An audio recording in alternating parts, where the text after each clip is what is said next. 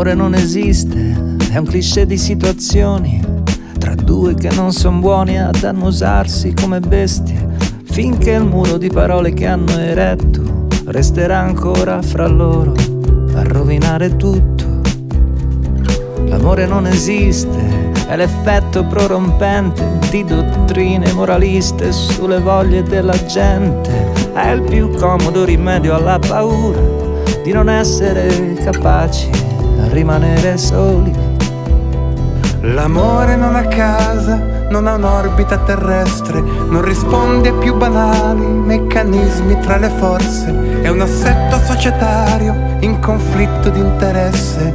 L'amore non esiste. Ma esistiamo io e te, e la nostra ribellione alla statistica, un abbraccio per proteggerci dal vento, l'illusione di competere col tempo. Io non ho la religiosa accettazione della fine, potessimo trovare altri sinonimi del bene.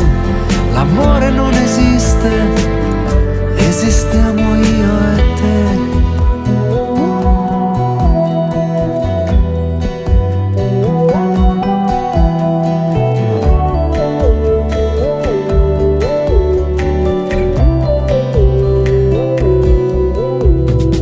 L'amore, se poi esiste, è quest'idea d'attaccamento che all'uomo del mio tempo, per le tante storie viste, non esiste. Fare i conti, accontentarsi piano piano di una vita, mano nella mano.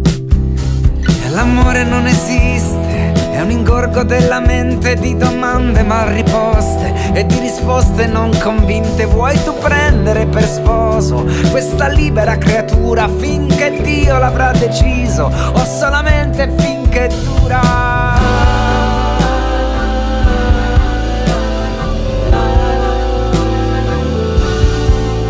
Ma esistiamo io e te,